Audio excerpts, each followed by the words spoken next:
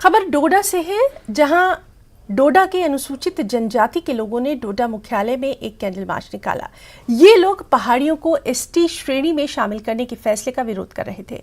इन लोगों ने सरकार से फैसले को जल्द से जल्द वापस लेने की अपील की और कहा कि अगर मांग पूरी नहीं की गई तो आने वाले दिनों में दिल्ली के जंतर मंतर पर भी ये लोग धरना देंगे।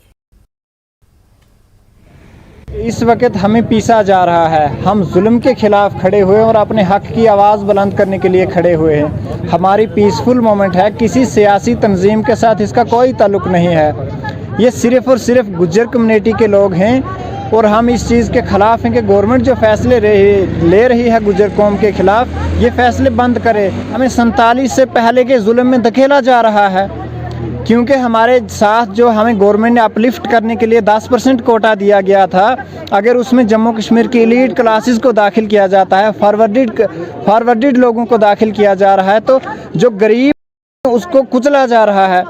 अगर गवर्नमेंट ने हकूक़ देने हैं तो उनके पास खुला कोटा है, वो किसी और कोटे से दें या उनको अलग से पहचान दें, लेकिन हमारी पहचान में उनको इंटर करके हमें डाइल्यूट ना किया जाए, हमारे साथ खिलवाड़ ना किया जाए। हम इस चीज़ के सरासर खिलाफ हैं और अपना विरोध हम दिल्ली के लाल किले से, रामलीला मैदान से, जंतर मंतर से करेंगे। ये हमारा वादा है।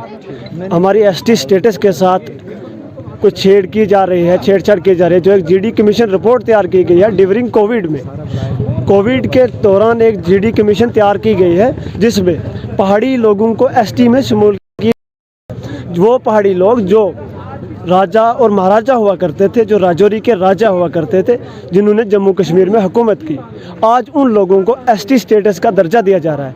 किस बेस पे, वो हमें भी समझ नहीं आ रही है कि पहाड़ी जो ये जीडी कमीशन तैयार किया गया है ग्राउंड में क्यों नहीं आए, ग्राउंड लेवल की रिपोर्ट क्यों नहीं ली।